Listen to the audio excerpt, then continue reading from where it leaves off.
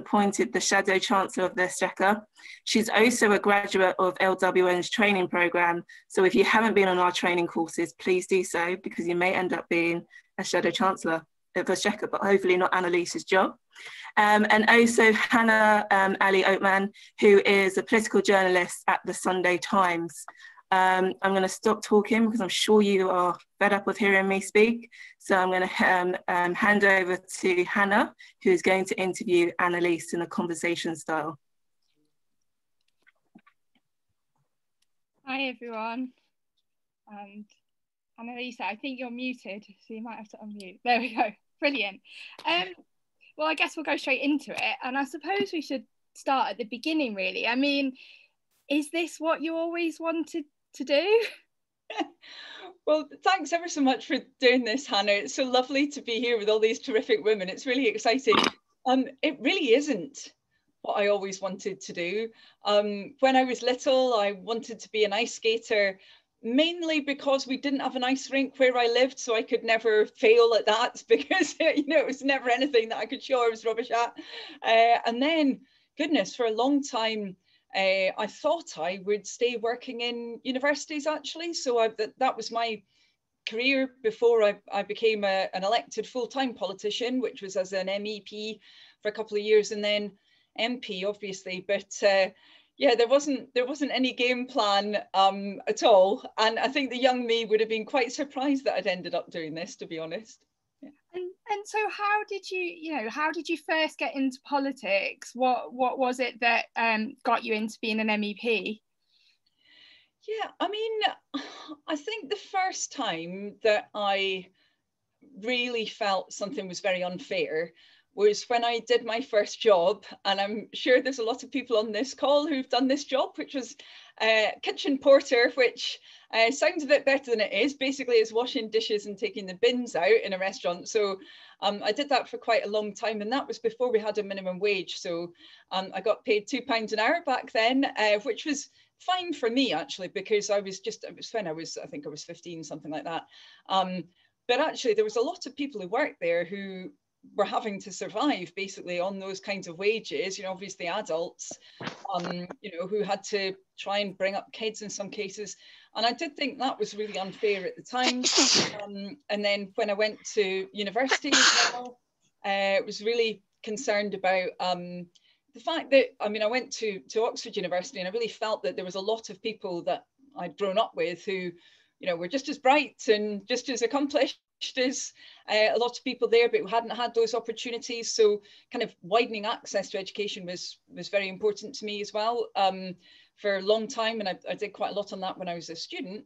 And then, yeah, well, as I say, there wasn't any kind of grand plan around becoming an MEP. It was really a friend who asked me if I would be interested in it. And at that point, I thought, I'm not sure, because I was pregnant.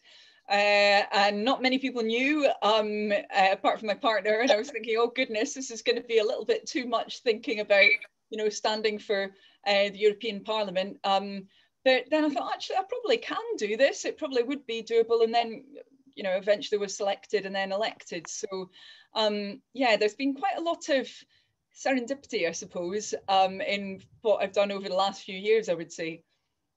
And was that must have been quite challenging? Was that being pregnant and with a new career? I mean, that must have come with some challenges.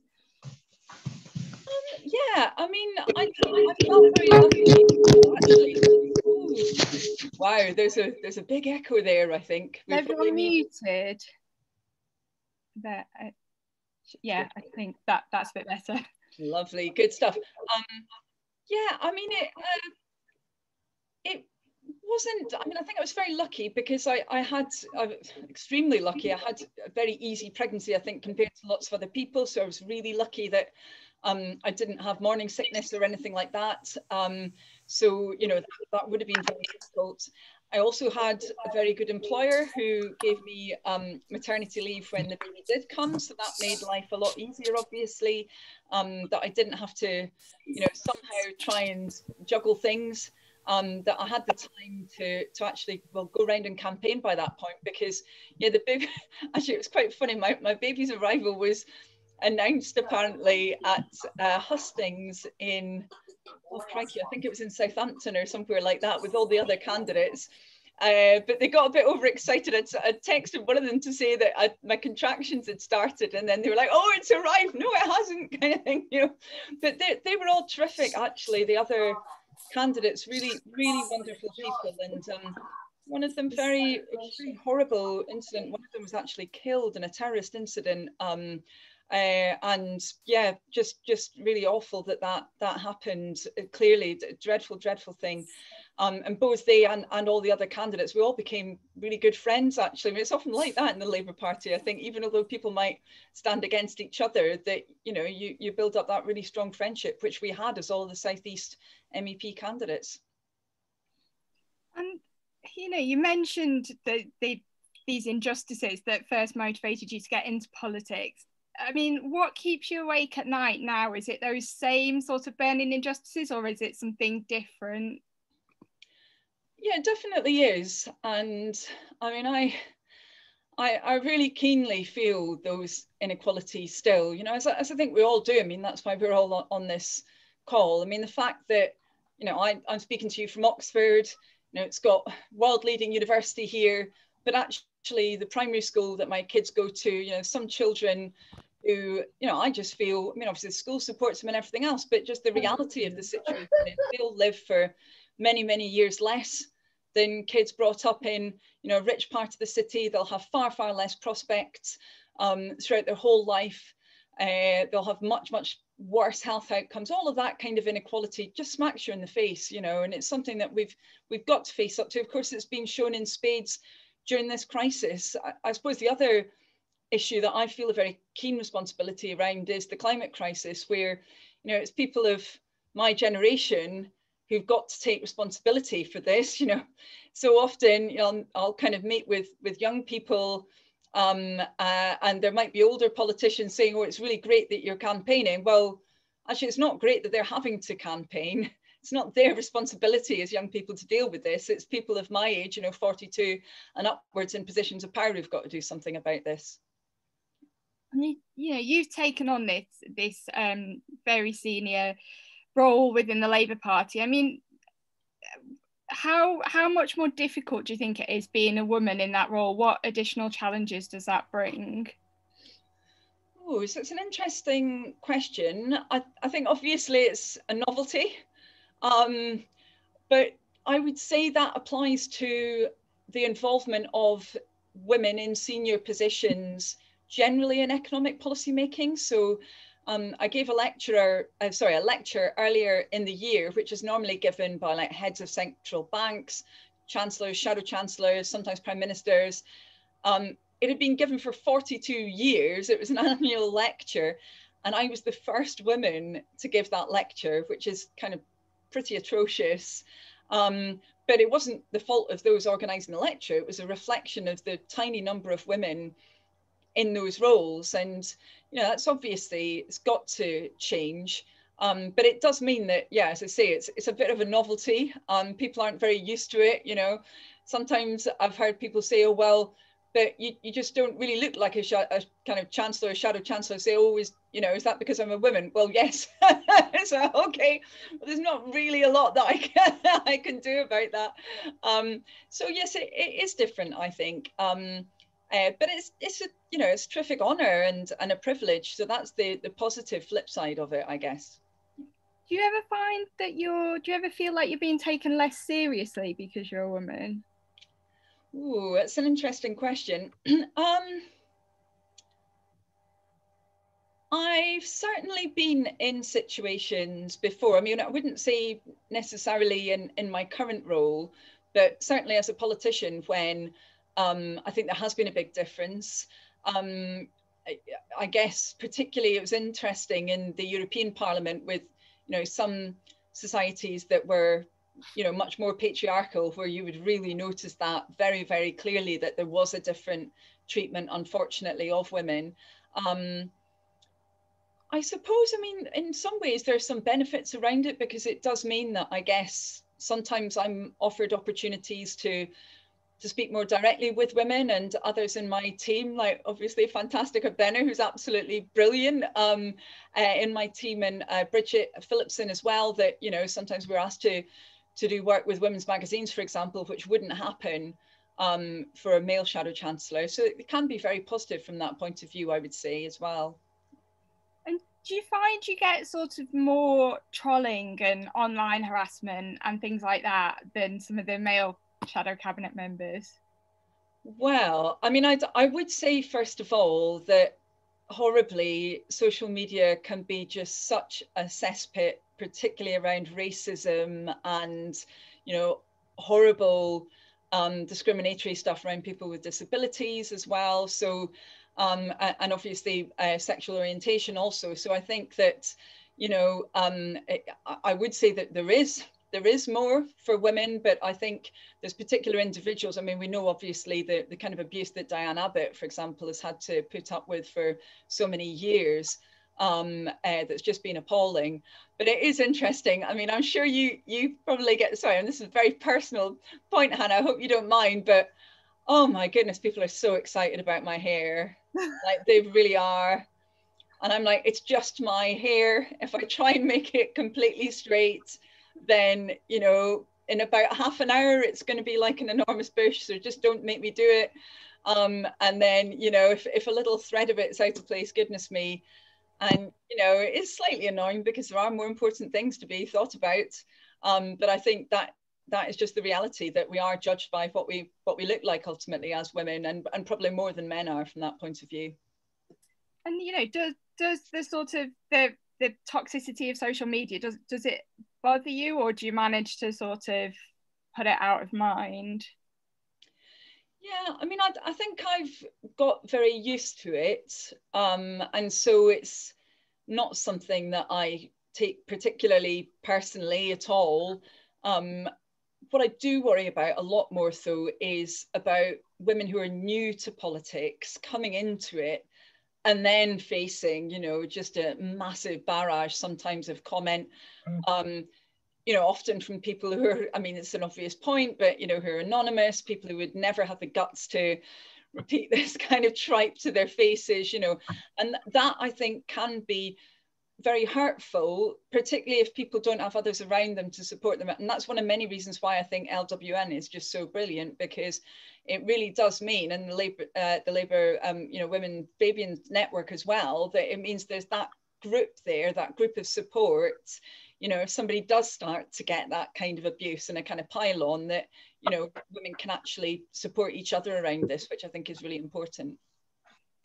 Do you have any sort of advice or any personal coping strategies? I mean, you've mentioned sort of reaching out to other women, but is there anything else? Or well, I would say that sometimes just not looking at all of your notifications can be quite a good idea, actually. I mean, it's frustrating because sometimes there might be some stuff in there that could be very useful, but ultimately people can normally get a hold of you through other routes. So, you know, if there is a lot of really negative stuff, obviously, I think in some circumstances, if people ever are actually being subject to directly threatening material, then it's really, really important that that's reported. And you know, certainly, I mean, thankfully, I've never had that kind of thing, at least through social media myself. But I think in those circumstances, it can really help to have somebody to look over, you know, whatever it is, your Facebook site and that kind of thing, and just identify if there is anything and deal with it, rather than you as an individual doing that. Because, you know, psychologically, we as humans, we're more attuned to listen to negative feedback than positive feedback. So it will just drag you down if you focus on it too much, I would say. And I guess we should talk about Rishi Sunak. So, I mean, your style of politics appears to be very different to his. I mean, I've not seen as much Annelise Dodds personal branding. I mean, what's it like shadowing Rishi? Yeah, I mean, you're right. It is a kind of carefully curated image, I think, isn't it? And, you know, I don't have my signature at the bottom of my screen and all this kind of stuff. I mean, I have to say, I always focus on, you know, the policy and the approach rather than the than the person. And, you know, I have tried to reach out. Initially, we had quite a few meetings together. Unfortunately, haven't been able to secure them more recently. It was a bit frustrating, you know, particularly around the situation actually for parents, when there was just no budging for so long from government around support, and there still isn't around use of the furlough scheme and that kind of thing, where I'd hoped we could have had a meeting, but no. But yeah, it's interesting, I think, being in that situation. But yeah, I don't know. I mean, as I say, it's more about the policy than about the person, really, for me. And he seems to sort of do his best to avoid any parliamentary standoffs. Do you get that impression? Yeah, I think so, and kind of, I think he's quite keen not to come into Parliament and have that kind of direct debate sometimes. Whereas, you know, I always think that actually being open and being available, you know, even if sometimes it's for hostile questioning, I mean, ultimately it leads to policy being better at the end of the day, and you've got to be willing to accept that kind of scrutiny. I do think that's really important. Yeah. And, you know, why do you think he is avoiding that? Well, I mean, I don't know. I mean, I guess it's kind of a feature of other parts of the Conservative government as well, that they haven't been so open to being questioned on different subjects. You know, they've changed their approach to journalists quite radically compared to what existed before. And I know that that's kind of probably not helped them in the long run, actually, because it's put a lot of people's backs up who would previously have been able to get access. We all know that for a long period they were boycotting Radio 4, Today programme as well. So I do think it's important that there is that openness there, actually, from politicians, that they are, you know, able to be questioned. I mean, ultimately, we are elected by the people. We can be quite quickly shuffled off if people decide that they don't agree with us. The very least that we can do is be open to questions. Has it been quite difficult to, I mean, especially I'd say, you know, at the beginning of the pandemic, when, you know, he was pledging these, you know, grants and furlough schemes and quite radical policies that you wouldn't necessarily expect from the Conservatives. Was that quite difficult to be his opposite number in that situation? Yeah, I mean, it was a really busy period, because at that stage we were trying to make sure that kind of emergency support was put in, and obviously at quite a rapid pace. And it did change quite quickly, because then the question moved on from, you know, whether that support would be there to whether it was properly targeted, whether, you know, we know about the enormous numbers of people who've been missed out from a number of these schemes, whether that would be sorted out. Of course, the waste and mismanagement that's developed over time as well, not being got a grip of for such a long period. So there were definite phases, I would say, to, you know, both the government's response, but also Labour's response as well as a constructive opposition. And just sort of moving on to Labour itself, I mean, you've managed to quite successfully stay out of all the factional politics of the last few years. I mean, you know, you've worked with John McDonnell and you've worked with Keir Starmer. I mean, how have you done that? Was that a conscious decision, or is that just your way, or how, you know, how have you done that? Yeah, I mean, what's always far more important to me is how we as the Labour Party actually appear to the public and to people who we need to elect us, so that we can actually get into government and start changing people's lives. And that will always be far more important to me than, you know, who's up and who's down and which faction's got more people than another faction, all that kind of thing. All the internal debates and arguments, I think so often, you know, people outside the party look at those and all they see is division. They don't actually see, you know, a lively debate necessarily. I mean, there's a big too, and we need to have it in a comradely way, in a supportive way. But we've always got to remember who we're up against. And, you know, right now, when we've got this particular Conservative government, this extent of inequality, the awful health and economic experience that we've had, you know, defeating that has got to be our priority rather than internal wrangling. So, Yeah, I'm afraid when people ask which part of the Labour Party I'm from, I'm afraid I have to say, look, I'm just Labour. That's enough, surely. And that's what we've all got to be. And I mean, do you think that's the prevailing mood? Do you think there's a move away from that factionalism that we've seen over the past few years? Well, I hope so. I think there really needs to be. And actually, I look at, for example, Labour in power in local government and in the Welsh Labour government in Cardiff, where I think they've done brilliantly, actually, genuinely. I think they've done an extremely good job. And you see what we can deliver when we're in those positions of power. And of course, you'll have different councillors, different points of view, different assembly members and members of the government, indeed, in Wales, and parliamentary members there who've got, slightly different leanings ideologically. But what we're there for is to ultimately, improve things for the people that we represent, to set out that, that radical perspectives and act on it. So, yeah, I hope that we are moving towards that better direction, definitely. And are you bothered by basically some of the polling isn't, quite where Labour maybe hope it to be? Does that bother you? Are you concerned about the route to government? I mean, I always want us to be doing better in the polls. Of course I do. And, it was encouraging when Labour overtook the Conservatives, but obviously with the kind of vaccine bounce, we've gone back down again. Obviously, I want us to be surging ahead into the future. And I'm not complacent about that. I don't think that's going to happen easily at all.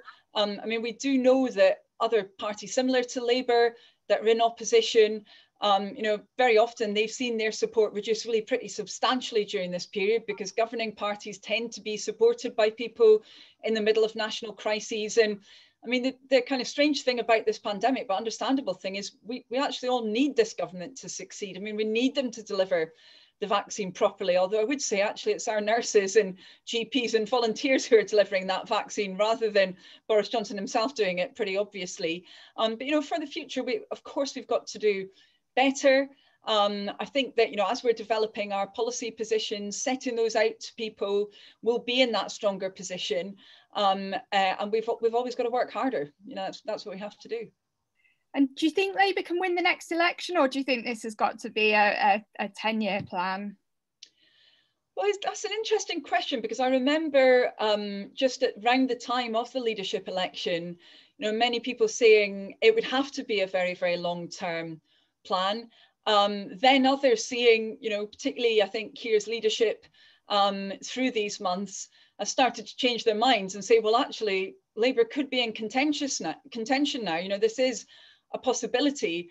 I really want it to be. I'm absolutely desperate for us to be in that position, but I'm not going to be complacent about the challenges that we've got along the way. They're really significant ones. We've got to build up our support. We've got to do it right across the country. There's no one kind of strategy that will appeal everywhere. We've got to be pulling people together. But, I think now we're in that situation where we can work together and hopefully build towards, obviously, I hope the next general election, but if not that, then obviously into the future. What do you think Labour needs to do to achieve that? Are there any specific things that you think that Labour needs to be doing to win the next election? Yeah, I mean, I think the last few months have worked well in terms of perhaps persuading some people that whereas they might have looked away from Labour and they might have, switched the radio off or turned over the channel, that they might be willing to listen to us. But that's probably about as far as it's gone for quite a lot of people, actually, who might maybe have been Labour supporters before, but turned away from the party. So obviously, we've now got to make sure that if we've got that window where people are listening to us a bit more, first of all, that it's not just Labour speaking, that it's a dialogue, that we're actually acting on people's concerns right across the country. And obviously, that's much more challenging right now because we can't do all of those visits. I mean, we've been doing a lot of virtual engagement, but nothing makes up for actually being there in person. So I think when we're able to do that, it will make a really big difference to get out and about across the country. But I then think, obviously, we've got to be very clear that we are the party that is going to secure our recovery. I mean, obviously, that's really critical for my job as Shadow Chancellor, that we're going to deal also with all those problems that left us in such a weak position when this crisis hit, and that it's Labour that's got the solutions there. So yeah, it's not going to be easy. It's going to be a long, hard slog, but I think we have got the basic ingredients ready to start delivering on that.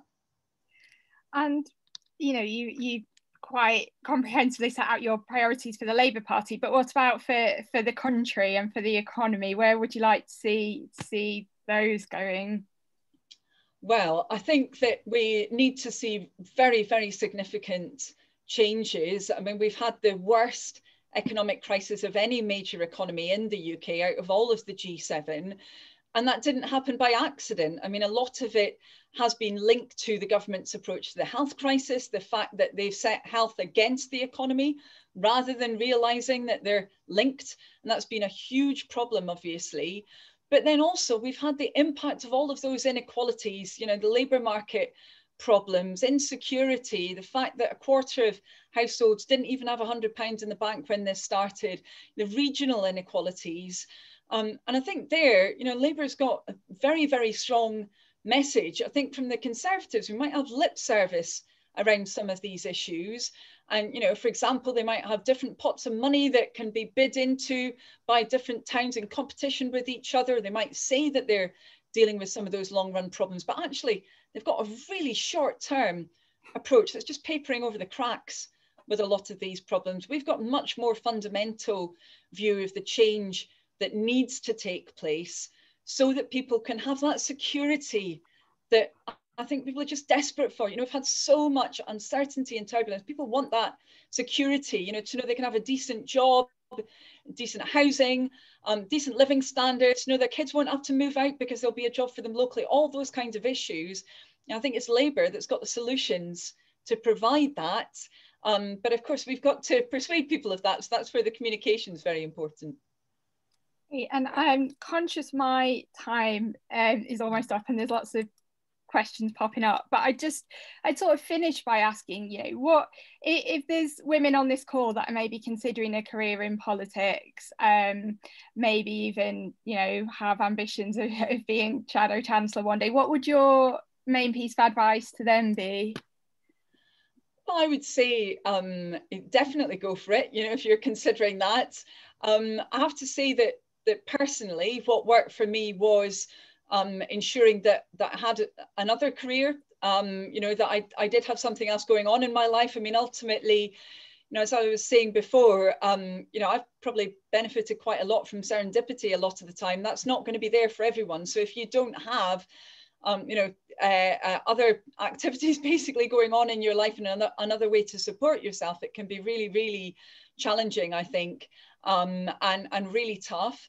I think also, take inspiration from other women as well. There's so many who've played a really big role in my life, quite a lot of them actually local councillors or other political activists, at kind of local level, who've just achieved so much. And I think, learning from them has been really, really important for my political development, I guess I would call it. Yeah. Great. Shall I hand over to Abena for the questions? Hi, thank you. Thank you, Hannah. And also thank you, Annelise. I found that really insightful and inspiring. And I'm sure others in this call did as well. So just about to go through questions. So my system crashed in the middle of it, so I lost some of the questions, but I've got some of it on my phone. There was a question that I'm going to do them batch of 3, if that's okay, Annelise. There was a question that came in about, are you passionate about climate change? That's the first one. The second one was, I guess, about our position on universal basic income. And the third one is, I like this one, which women impressed you growing up and who do you look up to? You don't need to say me, but it's okay. Thanks very much indeed. On the first one, I mean, actually, I know it's just a semantic point, but, I always talk about the climate crisis because it's right here, right now. And actually last year, we saw the first major infrastructure failure in the UK because of the climate crisis, with the awful landslide in the northeast railway system there. This is something that's happening right now, and I view it actually as fundamental to the future of our economy.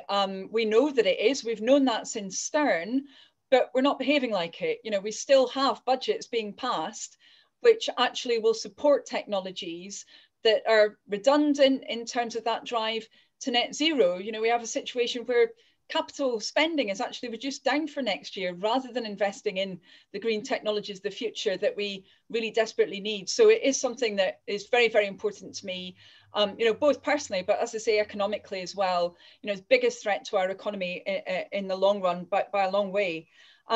Universal basic income, you'll probably be a bit annoyed with me saying this, Abena, but it really depends on what people mean by it, right? Because we have so many different definitions of that term. If people mean by UBI a removal of some of the really unfair conditionality and hoops that people have to jump through in order to get the support that they need, you know, the fact that, for example, somebody in their mid-50s can be subject to sanctions as they've become unemployed for the first time, all this kind of thing. Clearly, that is working very, very badly. We need to deal with that situation urgently. You know, some people would call that a form of UBI because it's removing conditionality. You then have right over at the other end of the spectrum, people who would say, well, no, actually, UBI is when you take all of the social security spending, put it in one bucket, and then divide it amongst everybody equally. And I think that version to me is extremely problematic. It would mean that, you know, somebody like me gets as much support as, you know, for example, a single parent with a number of children living in a really high cost area who's not able to work, maybe with a disability related to that. I mean, why on earth should somebody with needs not have support for those needs compared to somebody who doesn't? Actually, I think most proponents of UBI are probably somewhere in the middle. But I think we've got to kind of deal with those definitional issues first until we get into talking about it more. I guess just the other thing I would say that when we're talking about prioritizing spending, we've got to focus on why those costs are there for people in the first place. I mean, you look at the social security system and how it's changed in the UK over the last 40 years. Housing, support for housing costs has gone up massively as a proportion of social security.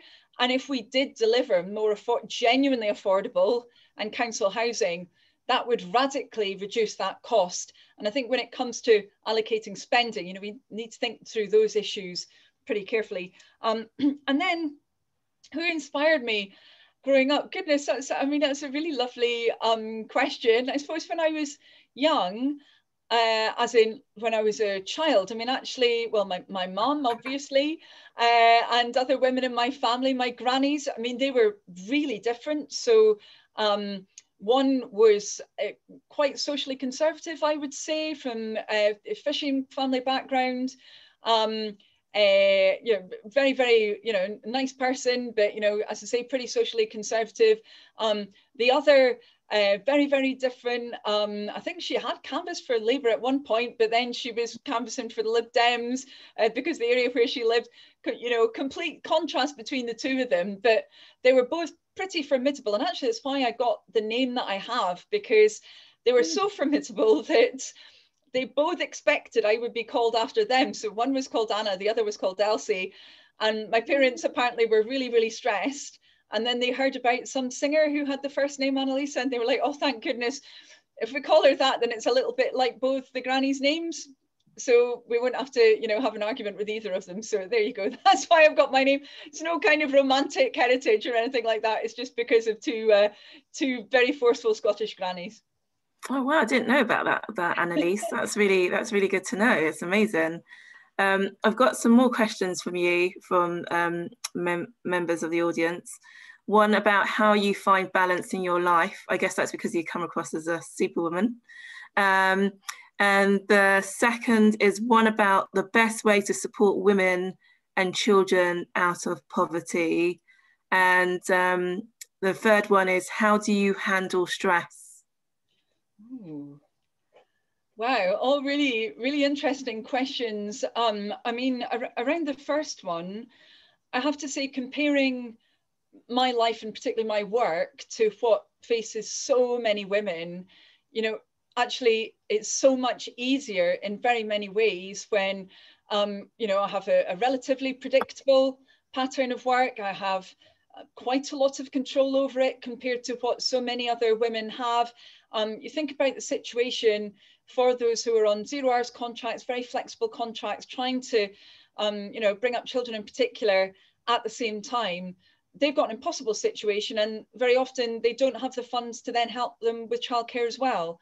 Whereas, you know, I'm really lucky that I do have that, and you know, I live with my partner, and that's great because he really helps out a lot with the childcare. But yeah, comparing that to so many other women's lives, you know, it's a different world really. And I have to say, I think the real super mums are single parents. Actually, I do not understand how on earth people can just do so much, you know, for their children on their own, often in really, really difficult circumstances. You know, I feel really passionately about that. When it comes to women and children in poverty, and actually I suppose related a little bit to that point, I think first of all, you know, the labour market right now is just simply not working for women. It really isn't. We've seen, you know, fire and rehire being used during this crisis, often to really strip a lot of security away from many women's jobs, unfortunately.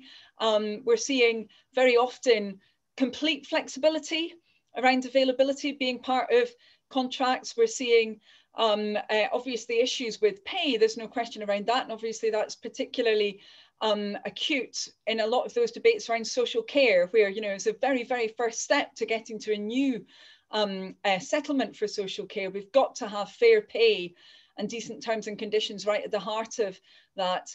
But then I think we've also got to recognise that for so many women, and you know, the Women's Budget Group and others have been pushing this for a very, very long time, but it's still not considered properly, that actually, you know, one of the core issues is A, getting enough hours at work when possible, B, having the childcare that's needed to facilitate that, but then C, very often there will be that need for social security to help so many women. And it really should be viewed genuinely as part of income maintenance. And yet so often, you know, there might be a focus on minimum wages, for example, but not that consideration that for very many women, because of the nature of their lives, they will need to have that support from social security. Of course, so much more that needs to be done. And, you know, I think there's a lot of people on this call who've got a lot of expertise around this, and where we will need to have that focus, especially after what, of course, has been called a she session, I think quite appropriately, unfortunately, in terms of the impact on women of the economic crisis. And then how do I deal with stress? Oh, I mean, Abena, I don't know, maybe, I don't know if you've ever seen me stressed. I hope not, I hope not. I mean, I guess I really enjoy kind of being outside. You know, I enjoy spending time with my kids. I do quite a lot of running normally, and so, you know, normally I manage to do a few races. Haven't been able to do that obviously for a while because of all the restrictions being in place. I think we're going to manage to do a virtual run for the Oxford Hospital charity. How exactly that will work, I don't know, but anyway, we'll see. But yeah, just kind of getting outside, getting exercise, spending time with my family really. And I do have a fondness for dance music. There's been quite a lot of weird descriptions of this as techno, you know, people really not understanding, I think, the different forms of electronic music in my view from that point of view. But yeah, Saturday afternoons, dance anthems, that always helps to reduce stress, I find. Radio 1. Thank you. I did not know about your dance music kind of genre you're into. That's really interesting. This one is a timely kind of question, I guess, in life, what's happening at the moment. It's about when in power, will Labour tackle racism of the tabloid press? The second one is, what should the Labour Party be doing to create a space for Labour women to talk about economic and business policy? That's a very good question. And would you be in favour of forming a progressive alliance to fight the next election? Great, well, thanks so much, everybody. I mean, first of all, with that first really important question, and I did sign a letter that was sent out quite some time ago about the treatment of Black women in the press, and I think it's a really, really important question. And there, we obviously do need to see change. We really radically need to see change. Oh, I've just seen Abena, you've frozen on my screen. Hannah, can you still, can you hear me? Am I still visible? I can still, yeah, we can all still hear you. Great, brilliant. Oh, that's lovely. Sorry about that. Yeah. So we really do need to see change there. There's no question. And obviously, you know, Labour's committed ourselves to updating legislation around racism and discrimination. You know, that needs to be encompassing. That really needs to be rooting out racism in every area. It's really important. And, you know, I think that all the work that Doreen Lawrence has done for us as well around COVID has been really important, but we need to expand it because, you know, this is such an appalling, deep-rooted injustice in our society that we've got to act against it. When it comes to that space for women to talk about policy for business and around the economy, I mean, I think that will be really, really important. And one of the things that I'm committed to is making sure that, you know, at the very least, we have proper equality impact assessments of, you know, budgets, spending reviews set out by the Labour Party, and then make sure that actually the discussion and debate around them is acted on. You know, it's all very well having an impact assessment if it shows there's a negative impact, if you then don't go and do anything about it. So we will need to make sure that those spaces are there. I think there's some pretty good examples actually of how they worked under previous Labour governments. You know, obviously Harriet Harman and others working towards that. I know the Women's Budget Group were involved in that also when we had those kinds of mechanisms to ensure there was that feed in to our processes, and I think we will need it for the future. And then could there be some kind of a progressive alliance? I mean, I think there will be on different policy issues, obviously in Parliament, where we'll see the, you know, the more progressive parties coming together, we always do. Whether that would, however, also involved a kind of explicit pact between parties. I have to say, personally, I'm not sure that would be very sensible.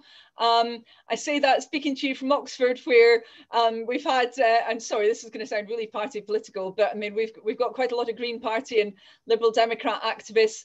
Actually, the one thing they agreed on when they were in coalition was not to build any more affordable homes in Oxford. So I'm not necessarily going to be, you know, suggesting that we should be, you know, actually having that kind of electoral coalition, because I think our values are very different, actually, genuinely, between the different parties. But clearly on those different policy issues, as I said in Parliament, yeah, we will and do work together. Okay, that's really good. Thank you for that. You kind of covered it already, but someone's asked a question about using, they would like to use us to use Women's Budget Group findings a lot more, saying that we have an opportunity through CLP women's branches and through Women's Conference to make a real policy impact. The second one is, would you support proportional representation? And scrolling down because we've only got, haven't got long to do. The government's economic plans have been criticised for not paying enough attention to women and parts of the economy they work in, especially care. Do you think the very male character of this government makes it hard for you as a female would-be Chancellor? Great, well, really fascinating questions again. I mean, first of all, around using the findings of the Women's Budget Group, I mean, certainly I find them invaluable, genuinely. I think there's so much expertise there, and, you know, very often we have had that interaction around different policy issues. But at the same time, as I said, you know, I want government to be providing more data about the impact of their policies on women. You know, currently a lot of that is effectively outsourced to, you know, Women's Budget Group in terms of the impact on women, Runnymede Trust and others in terms of the impact on Black and minority ethnic people. I mean, that just should not be the situation, right? We should have government itself providing that data so that people can assess the impact of policies, but we've definitely got to act on the findings of groups like those, of course. On proportional representation, yeah, I mean, I perhaps I'm one of the relatively few people who've been elected through pretty pure PR. So when I was one of the MEPs for the Southeast region, it was a region the size of Austria's in terms of population, with 10 different representatives. I was the only Labour one. And actually, I have to say, I didn't find it at that level to be a very effective means of representation, because it's just such an enormous constituency. It was impossible to have really strong links across every part of it. I think there are 85 Westminster constituencies in there. Really, really difficult to have that proper connection. Of course, then the solution was to work through local Labour parties, but it was very, very different from having a constituency relationship. I appreciate, though, when most people talk about PR, they're not necessarily talking about that kind of, real full-blown PR. They're very often talking about more mixed kind of approach, where you might have a set of list seats like you've got in Scotland, or the different models that we have in other countries. I think that's a much more interesting debate around considering that kind of an approach, rather than more, pure full-blown PR, which, as I said, I don't feel is as effective, and I don't feel that representatives are made as accountable through that system as they need to be, probably. And then in terms of government economic policy and whether they've really taken into account women and women's concerns, I really don't think that they have. And just one example, and it sounds flippant, but this really was the case, that back last summer, I remember in the guidance around restrictions, there was actually more information in the documents provided about how you could go and play tennis than what working parents were meant to do if their kids weren't able to go to school. I mean, it was absolutely ridiculous, but it was so, it was ridiculous in one sense, farcical, but of course the impact of that was on so many, particularly women, but many men obviously as well, who were just thinking that evening, what on earth am I going to do? How am I going to cope with this? Unimaginable stress, and clearly quite a bit of unemployment associated with that eventually, which was unnecessary if the support had been provided. So, much more does need to be done, including also around women's jobs. That so often, I mean, we kind of describe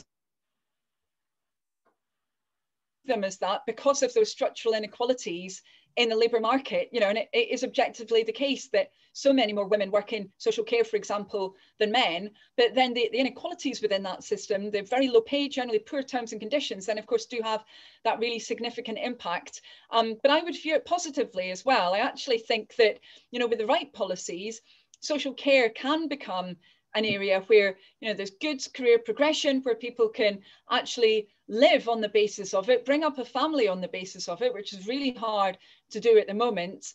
And we can make our social care system really one that we can all be proud of. And I know Liz Kendall is really committed to that as our Shadow Secretary of State for Care.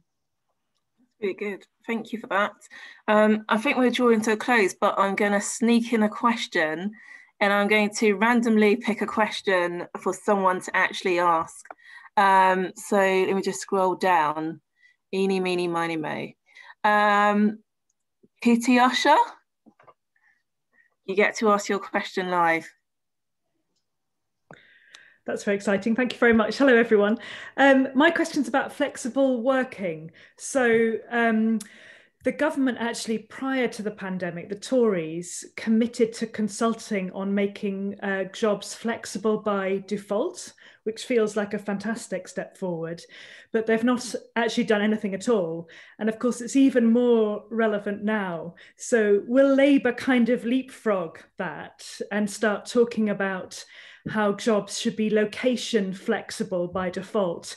That doesn't mean that everyone has to be stuck at home, far from it, but it just puts the burden of proof onto the employer rather than an individual having to stick their neck above the parapet and ask for flexibility. I think it would be great for the gender pay gap because it'll make it easier to remain in full-time work by having more location flexibility. Thank you. Thank you very much. And it's really good to see you, Kitty, as well. Really lovely. I think it's a really, really important point, actually.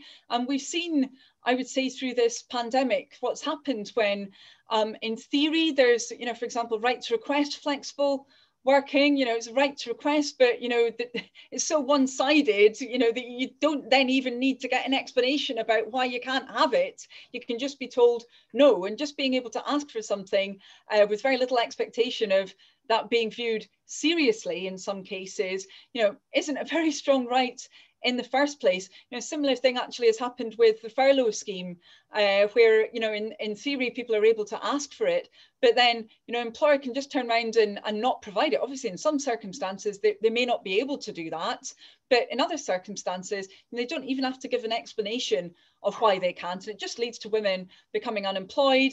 As you suggested, it just needs to, women moving out of the labour market entirely, with that really strong impact then on their incomes, and or moving into part-time working that may not be the right move for them at all, or into jobs that just don't reflect their skills. And of course, that misallocation of particularly women's labour is a really, really big issue. And I would say, especially a lot of the time, actually, for younger women, you know, Resolution Foundation's done a lot of really interesting work on this, and how women in different places so often are kind of underemployed compared to their skill level, but they just don't have the capacity to move into other work. It's not possible for them, often for economic reasons and reasons of security. So we do need to see a much more sensible approach to this. Certainly at the time of the last election, Labour had a policy around this, which was, you know, much more focused on the employer having to justify why it wasn't possible, rather than the employee having to ask and then, you know, getting not very much back a lot of the time. I'm sure it will be one of the issues that we'll be looking into, you know, really, really closely in the run up to the next general election. And I think you're right that it's become, you know, more salient during this period, the need for it. I guess I would just say finally, though, I hope that we will see, and I'm sure that you would want to see this as well, I hope that we will see this as a discussion that men have to have also, because I think during this period, you know, a lot of the debate around productivity and home working very often has forgotten the fact that women so often have had to homework and they've had to look after the kids as well. And that means they're still cleaning the house at 11:30 at night, and, you know, having all those pressures on them, and we can't end up in that one-sided situation. Thank you. Thanks for that. I think we're drawing to a close, but before I do so, I just kind of wanted to bring Hannah and Annelise to provide some closing remarks. Shall I go first? Yeah, I just say I thought those were all really brilliant questions, and you could all put me out of a job. So and yeah, just I love the fact about your name, Annelise. I thought that was great. Never heard that before. Yeah. But yeah, thanks everyone. I think it's been a really good event. Annelise, did you want to? Yeah, great. Thanks so much, Abena, and thanks very much, Hannah, as well. You know, it's such a lovely conversation. Brilliant to see so many members of LWN here as well. And I just want to thank the network, because, you know, it was very helpful to me. I can't remember how many years ago it was. Goodness me, it was about 20 years ago. But that just shows, you know, how long we've needed to have this kind of support and this kind of voice, you know, within the Labour Party. So anybody who isn't a member of LWN, I think I've seen in the chat people putting in the details, so there you go. I'm going to give my plug as well. Please think about joining if you're not already a member, because it really does help. Thank you. And I just want to say thank you to Hannah and Annelise for this event and your time. It's really been really appreciated it. And also to say thank you to Claire and Jane for to coordinating this. I can't imagine it was easy, particularly in the middle of a pandemic. But I also just want to quickly remind everybody that we have some events coming up. So the Women in the Room at the founding of the Labour Party with our very own Nan Sloan, who is on the call, and Kieran Mahill on the 26th of March at 8 p.m. I think Claire put the registration link in the chat, so please do come along. It'll be a good event to go to. And also we are also doing an event with Stella Creasy, which is about legislation on misogyny, hate crime. So please watch out for that on social media. And as Annelise says, you know, please join, become a member, donate as well, because with as much money, we need as many women standing for positions within the Labour Party, and we can only do that with your support, and we appreciate your support so far. Please follow us on social media, be sisterly, and amplify the voices of key women in the Labour movement. particularly Annelise. So whenever you see any articles of Annelise or any videos, please retweet and show some sisterly love, because we need to make sure that we support sisters like Annelise that are in senior positions, because it's not easy and she needs the movement of us sisters behind her. So I'm going to stop there and say thank you and have a lovely evening. Thank you, everyone. Thanks for coming. Thank you. Thank you. Thank you, Abena. Very much. Thank you.